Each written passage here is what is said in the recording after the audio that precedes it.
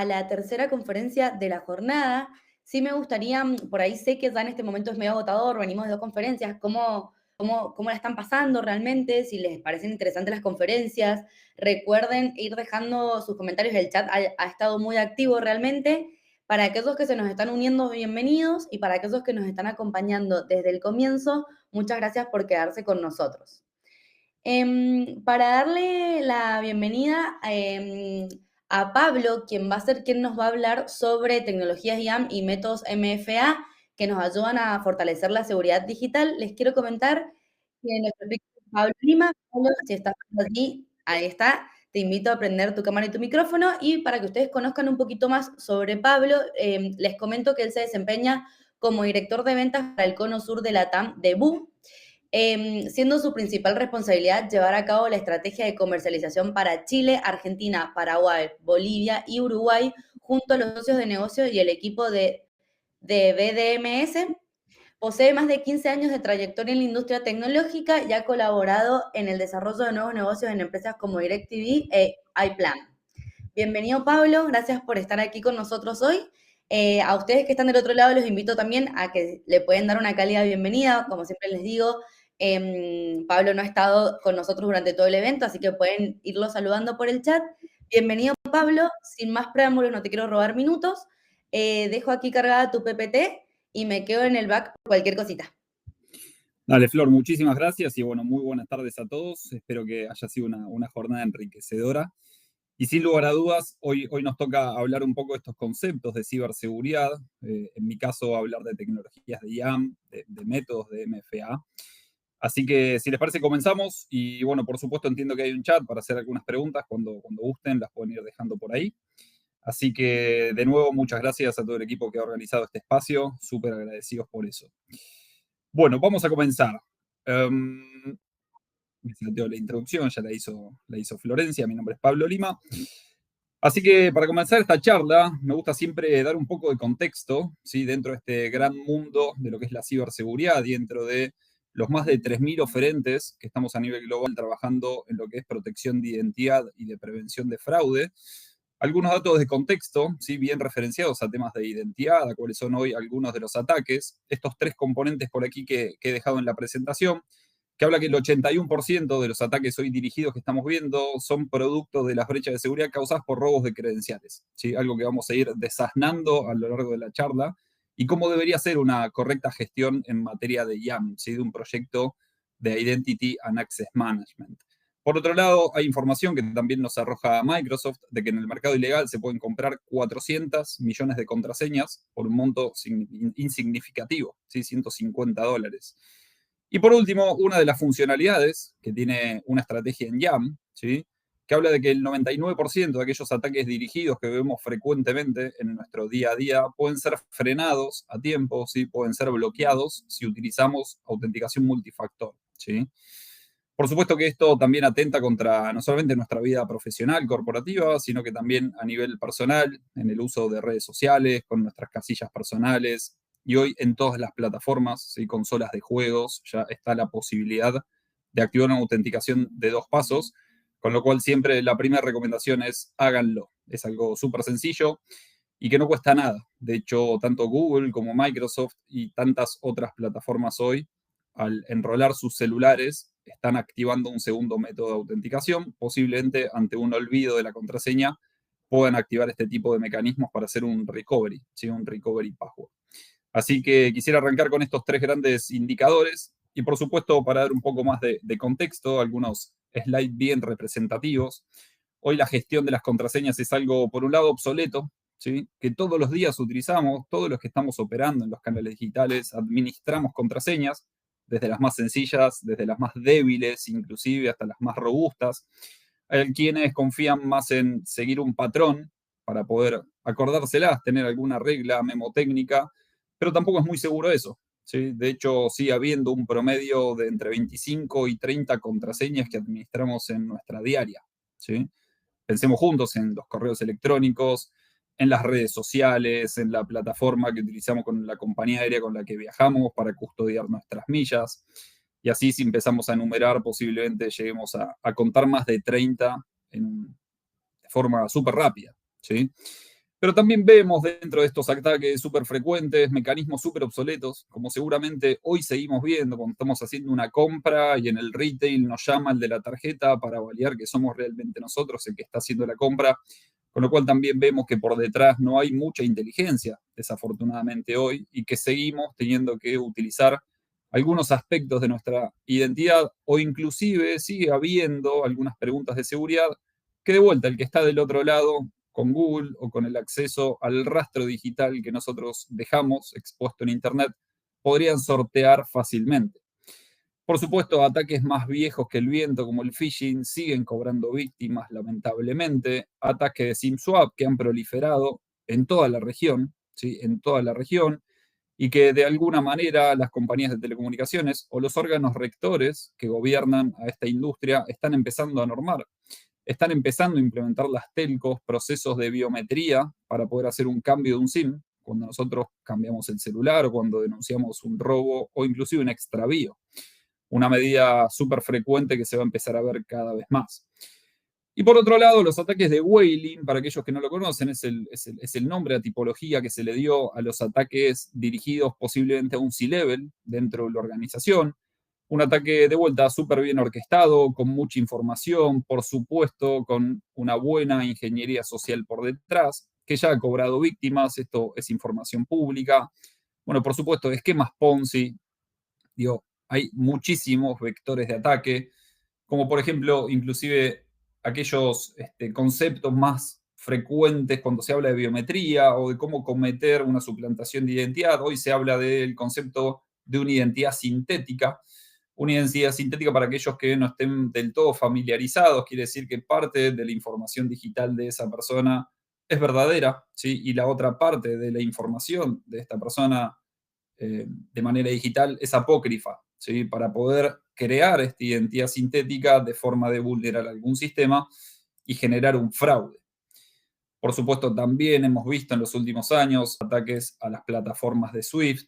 En definitiva, todos estos vectores de ataque, si son concatenados y si son bien orquestados, terminan haciendo mucho daño, ¿sí? A las organizaciones, a nosotros como ciudadanos, clientes de banco, clientes de retail, ciudadanos de un gobierno. En definitiva, a este tipo de ataques hoy nos enfrentamos.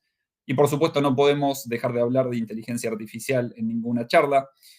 Esto es algo que está proliferando cada vez más. Se utiliza de cierta manera para hacer pruebas, se utiliza para entrenar modelos, pero al mismo tiempo también se está utilizando para ataques de deepfake, ataques de deep voice. ¿Sí? Ya vimos hace poco también hubo un caso donde se suplantó la voz de un CEO en una empresa súper reconocida y se generó un fraude bastante importante en términos monetarios y que, por supuesto, digo, esto tiene un costo no solamente objetivo, la cuestión, digamos, dineraria, sino también que tiene costos subjetivos, ¿sí? La pérdida de confianza, la pérdida de credibilidad de los diferentes stakeholders que operan con esta organización, ya sean socios, proveedores o inclusive aquellos que apuestan a esa organización, ¿sí? Que invierten en acciones.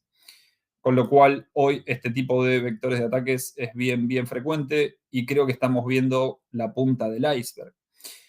Y cuando hablamos de identidad, a mí me gusta siempre llevar tal vez algo paradigmático y desde nuestra empresa, desde nuestra organización, pensamos en que hay un ciclo de madurez, ¿sí? Un paradigma de madurez en términos de la gestión de la identidad digital, ¿sí?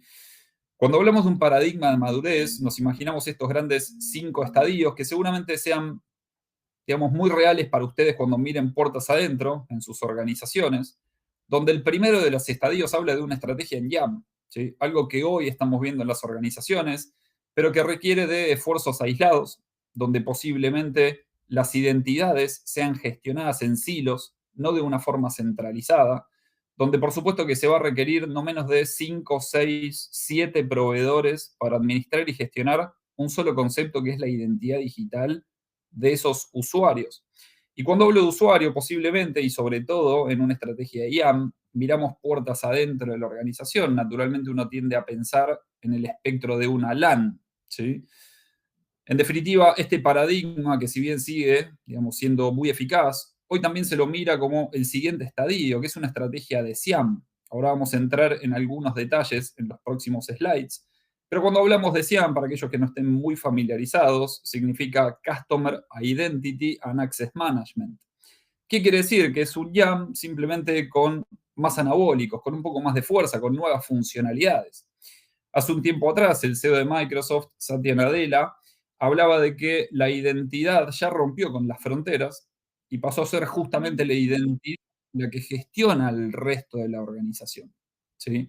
No existe más la LAN como tal. Esto del bring your own device ya también, digamos, quedó viejo, quedó vintage.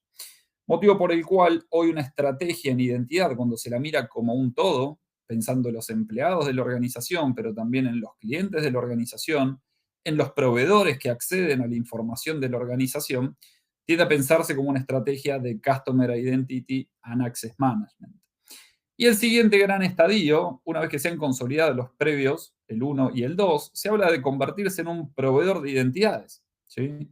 Un proveedor de identidades hoy puede ser un Facebook, un Meta, puede ser tranquilamente una telco, puede ser un grupo económico, puede ser un banco. ¿Sí? Hay múltiples y cada vez va a haber más.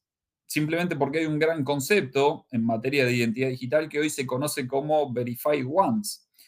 ¿Esto qué quiere decir? Que de alguna forma todos los que están seguramente en este webinar, en este espacio hoy, han atravesado un proceso de onboarding digital, con un banco, con una billetera, con su gobierno, y cada una de estas entidades tiene una parte de nuestra identidad digital. Ahora, posiblemente esas organizaciones, con este activo digital que somos nosotros, empiecen a pensar y tal vez a favorecer procesos de negocio donde digan, che, mira, no tenés que onboardear de vuelta a Pablo. Yo ya validé su identidad, te comparto este servicio, el cual lo podés consultar, y ya lo tenés a Pablo validado, y yo soy quien garantiza esto. En definitiva, así es como llegamos al cuarto estadio, donde hay organizaciones, hay organismos que ofrecen credenciales verificables. De hecho, ya hay proyectos en Latinoamérica que sustentan esto, o que inclusive van al quinto estadio, donde se habla de una identidad autosoberana, una identidad totalmente descentralizada. O sea que nuestra identidad ahora pasó a nuestro gobierno. Nosotros volvemos a tener como ciudadanos la potestad de nuestra información personal, de nuestra identidad digital. Y somos nosotros quien podemos darle permiso al banco, al retail, al gobierno para consumir mi información y en un futuro denegarle el permiso, denegarle el acceso o habilitárselo a un tercero. Creo que esquemáticamente y de manera conceptual esto es lo que vemos hoy de cómo las organizaciones van atravesando diferentes estadios de madurez en términos de identidad digital. Ahora bien, cuando hablamos de una estrategia en YAM, un producto, un proyecto de Identity and Access Management, tradicionalmente se piensa en, como decíamos hace unos minutos atrás, puertas adentro de una organización. ¿Cómo puedo yo gestionar el usuario, la contraseña, los roles de una persona, posiblemente los atributos? ¿Cómo voy a poder permitir generar políticas para esta gestión de identidad? De una forma sencilla, estos son posiblemente los tres grandes verticales que tiene una estrategia en YAM y posiblemente con muchos sabores. ¿Sí? ¿Cuáles son esos factores de autenticación robusta que voy a poner a disposición de los usuarios para que accedan a la información sensible? Tal vez para ir un paso hacia atrás, una estrategia en YAM no solamente gestiona un usuario y password, sino que también adiciona un segundo factor de autenticación, el mismo que usan con un banco, el mismo que pueden utilizar para robustecer su acceso a WhatsApp inclusive. ¿Sí? Estos mecanismos de autenticación pueden ser un token por tiempo, ¿sí? El famoso TOTP, puede ser un token por evento, inclusive hoy existen posibilidades tal vez más amigables como un Magic Link, donde el token está embebido en una autorización. Yo, por ejemplo, quiero hacer el ingreso en una plataforma y me registré con otro correo, por ejemplo, en la plataforma de streaming, y cuando voy a ingresar solamente me pide mi correo electrónico con el cual yo me registré previamente y no tengo más campos donde poner contraseñas. Y cuando de siguiente me va a llegar un correo a la cuenta en la cual yo me registré con un aviso y consultándome si efectivamente soy yo, Pablo, el que está intentando ingresar en esta plataforma de streaming y simplemente tengo que apretar aceptar o denegar y el token viaja por detrás. ¿Sí? Con lo cual hay un mecanismo robusto de acceso. Por otro lado, elimino las contraseñas, ¿sí? Un mundo que suene ideal. Y por otro lado, cumplo con determinados aspectos más normativos para algunas industrias, que es implementar un segundo factor de autenticación. Ahora, por supuesto que una estrategia de YAM también tiene su evolución. Algunos slides atrás hablábamos de una estrategia en SIAM que principalmente trae 4 beneficios. ¿Sí? Si los queremos centrar en 2, también podríamos hablar de una mejor experiencia de cara al usuario y podríamos hablar de cumplimiento normativo, que también hoy está en boga de todas las organizaciones y cómo yo a través de un cumplimiento normativo genero un estadio de credibilidad, genero un estadio de seguridad hacia quienes operan con mi organización. Insisto, no solamente empleados, sino también en un aspecto y en un espectro de SIAM se piensa en todos aquellos usuarios que operan con mi organización, que acceden a información sensible de mi organización. Cuando hablamos de UX, hablamos de que si yo, por ejemplo, administrase las identidades de un grupo económico que tiene actividades financieras, que tiene un retail, que tiene .coms, que tiene otras unidades de negocio, como puede ser una empresa de seguros, una empresa de viajes, organizaciones que son frecuentes y grupos económicos que son frecuentes que operen de esta manera en nuestra región, posiblemente tengan un Pablo en cada una de esas unidades de negocio. Posiblemente tengan múltiples proveedores para administrar todo esto. Posiblemente a Pablo no le ofrezcan la mejor experiencia, porque Pablo son 5 personas diferentes ante cada entidad. Y cuando aparezca alguna cuestión relativa a datos personales de Pablo, la organización tenga que afrontar consecuencias, porque lo administra de una forma separada. ¿Sí? Hay países, y veo gente de Perú, inclusive en esta llamada, donde son realmente muy fuertes las normativas con respecto a la ley del derecho al olvido y al uso de la información.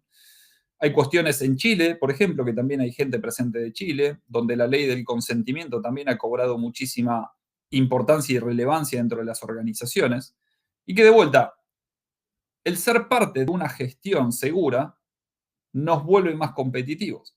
Ya eso no es una cuestión siquiera ética o marketinera, es una cuestión competitiva. ¿Sí?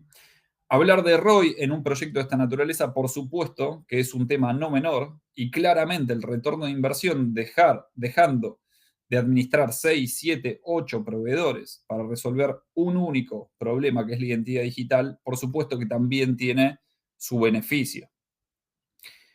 Ahora, cuando hablamos de funcionalidades, ¿sí? En materia de identidad digital, un poco más allá de lo que es la estructura de un YAM y la potenciamos pensando en cualquier usuario que acceda a nuestra organización, que opere con nosotros, nos referimos a múltiples funcionalidades.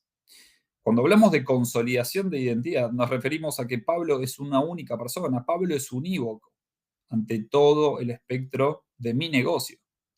Cuando hablamos de gestionar las sesiones o aplicar políticas de single sign-on, nos referimos a cuestiones muy similares. Cómo Pablo puede hacerse de sus atributos, cómo Pablo inclusive puede identificar sus dispositivos, su ubicación frecuente, su comportamiento, para en base a esto también perfilarlo y pensar inclusive en una estrategia de seguridad y de autenticación dinámica en base al perfil transaccional de Pablo. Por supuesto que una estrategia en SIAM contempla funcionalidades de onboarding digital, donde hay procesos de autorización, hay monitoreos en línea para evitar ataques de suplantación, ya sea con spoofing, como se lo ve hoy, o inclusive con herramientas más avanzadas de inteligencia artificial. Desde ya que este tipo de herramientas, y ahora lo vamos a ver de una manera más segregada y a detalle, tienen, por supuesto, sus consolas de administración, donde efectivamente quedan los logs transaccionales, donde se respaldan cada uno de los atributos, roles y perfiles que tenemos bajo esta estrategia de identidad digital y control de acceso. Desde ya que hay diferentes formas para poder integrar este tipo de tecnologías, se proveen métodos como SDK, se proveen mecanismos a través de APIs. Por supuesto que son estrategias que tienen sus proyectos, que tienen sus hitos y que conllevan diferentes desafíos, pero que el fin es único y apunta contra los beneficios que hablábamos antes. Una plataforma que eleva la experiencia del usuario, que está pensada para ser multinegocio, desde ya emparentada con aspectos normativos y de gobierno, y por supuesto la parte financiera que no es lejana a todo esto. Ahora bien, cuando vemos las capacidades de una estrategia en YAM, por supuesto en SIAM, hablamos de roles y atributos, como le decíamos anteriormente, Cuestiones muy allegadas a lo normativo, como decíamos, de gestión del consentimiento, aspectos más de autenticación moderna y perfiles progresivos que tienen que ver con, a partir de la conducta de este usuario, cómo yo puedo mejorar su experiencia y asumir riesgo. Cómo puedo equilibrar los aspectos de seguridad contra los aspectos de UX. ¿Sí? Esta es la receta mágica de Coca-Cola que todos buscamos, en definitiva. Cómo puedo crear ciertas reglas que no sean justamente duras, sino que vayan teniendo determinados checks y que indiquen que si Pablo está operando en la misma computadora, con su celular en la misma ubicación, desde la misma zona geográfica que lo ha hecho en los últimos 2 meses, o posiblemente si está en un país limítrofe que habitualmente puede llegar a estar por trabajo, en un horario habitual y con las aplicaciones a las cuales Pablo accede por su perfil, tal vez no hace falta que le pida nada. Ahora, ¿qué pasa si algo de ese comportamiento ha cambiado? ¿Cómo puedo reaccionar a tiempo?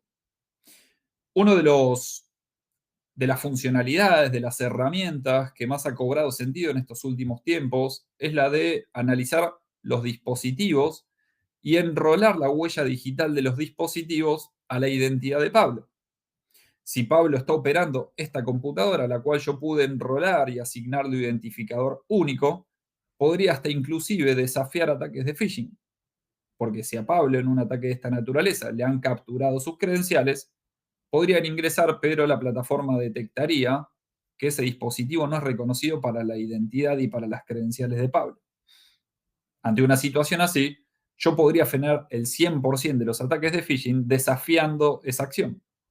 Y podría pensar en una acción biométrica, un desafío biométrico. Así es como se trabajan en este tipo de estrategias donde de primera mano la identidad, digamos que es la base.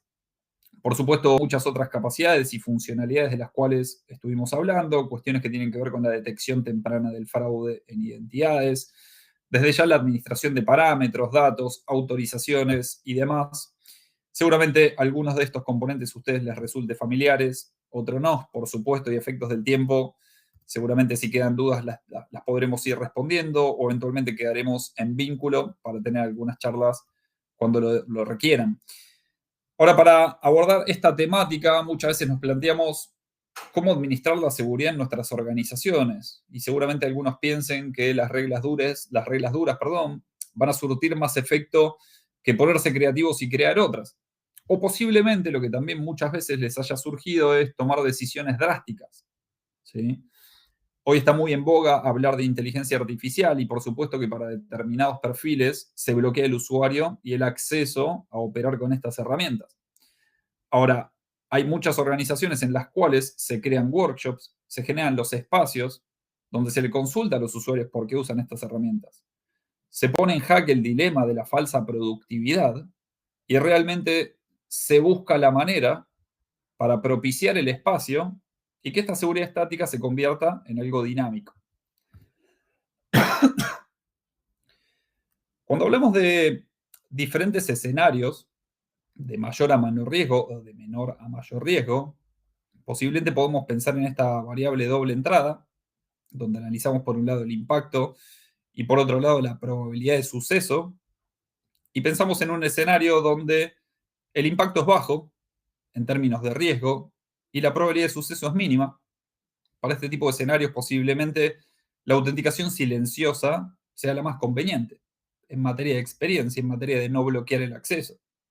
Ahora, cuando el impacto empieza a crecer, empieza a ser cada vez más grande, posiblemente el mecanismo de autenticación tenga que ser más robusto y una contraseña simple, digamos, que no cobre mucho sentido. Es fácilmente vulnerable.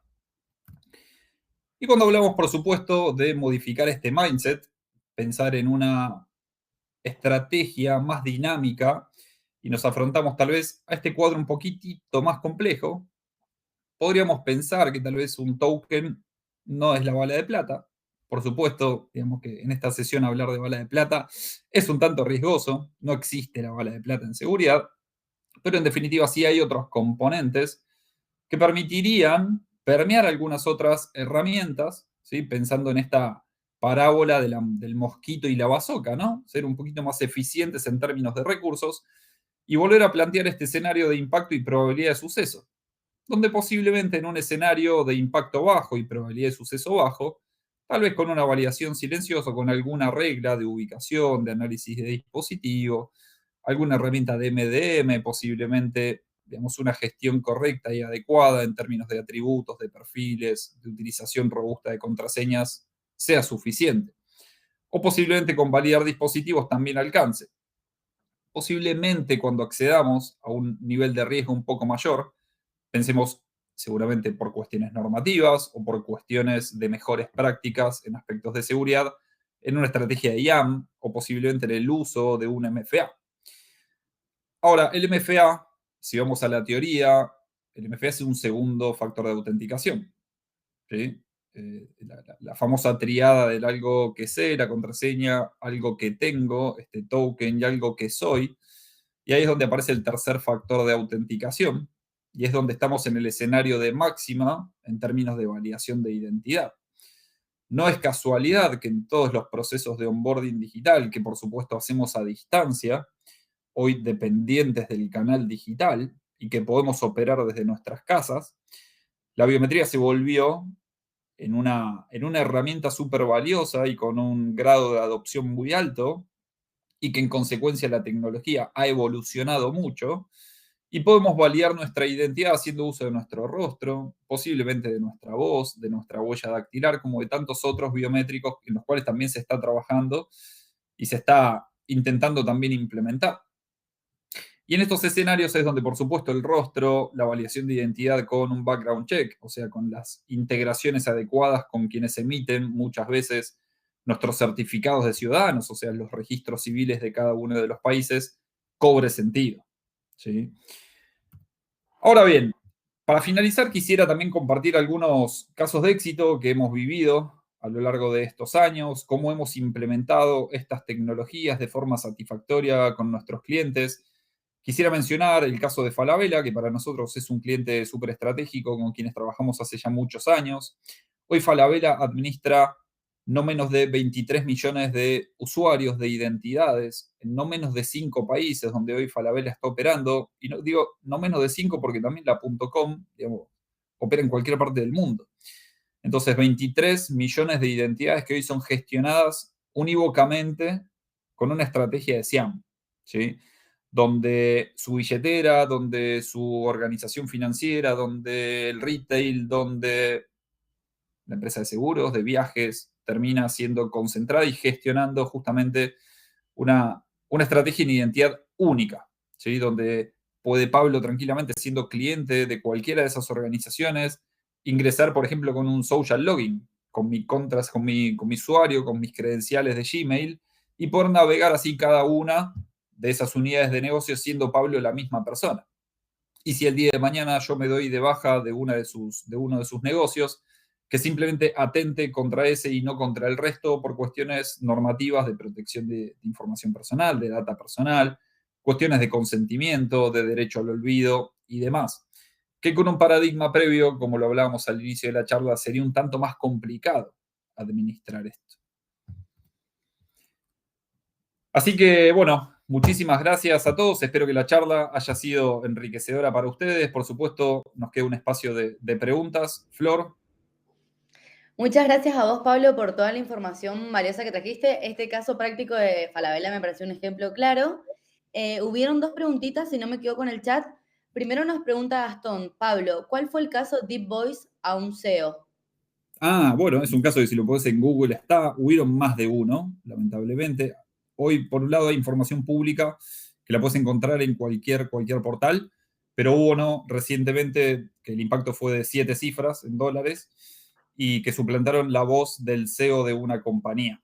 Pero de vuelta, no fue el único, hay muchísimos casos que han digamos, sido públicos en los últimos tiempos. Tal vez ahí la recomendación, más allá de los casos que los pueden encontrar googleando simplemente, es para sus organizaciones piensen en esquemas de validación cruzados. ¿Sí? O sea, Ujú.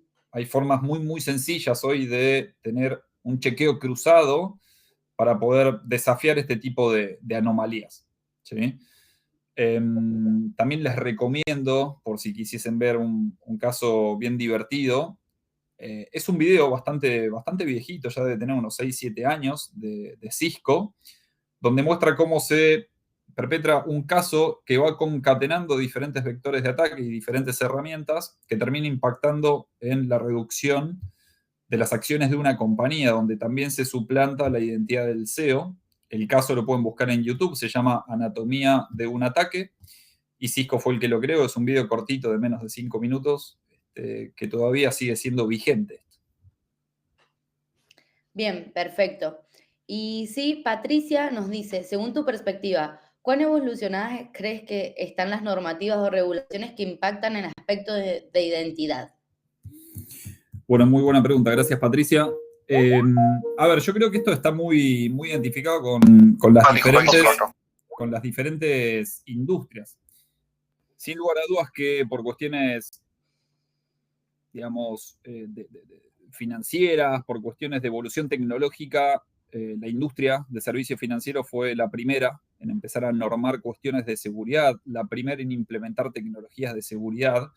Hoy todos los bancos norman la incorporación de un segundo factor, e inclusive ya hay muchos países donde el tercer factor de autenticación se aplica en diferentes instancias, no solamente para el onboarding, sino también en, por ejemplo, prueba de vida de jubilados, o a la hora de aprobar una transacción de alto monto, o donde el riesgo efectivamente requiera que tengamos que poner un biométrico y no alcance un segundo factor. El resto de las industrias posiblemente estén corriendo un poquito más de atrás, pero yo creo que hoy aspectos de la ciberseguridad pasaron a ser estratégicos en todas las organizaciones, sin importar la industria y sin importar el tamaño.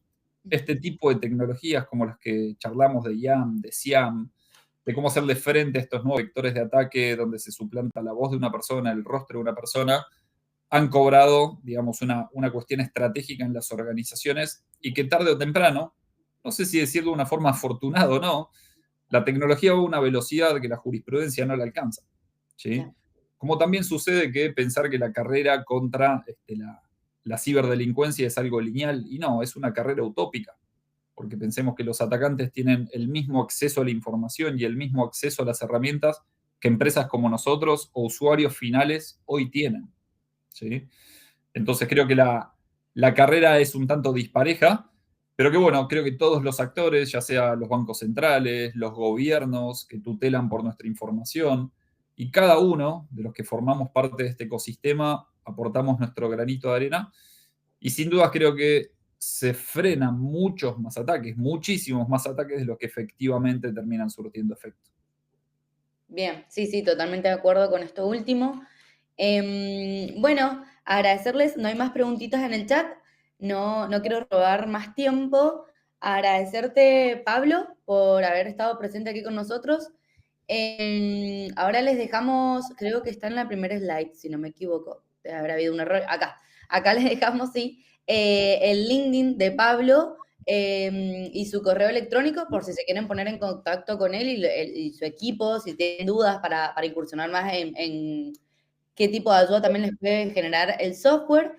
Y agradecerte a vos, Pablo, por haber estado aquí con nosotros, por la charla tan enriquecedora. Sepan que la conferencia, como siempre, va a estar grabada, la van a poder ver on demand la semana que viene. Así que bueno, espero que encontremos otras oportunidades para trabajar juntos. Ha sido un placer escucharte.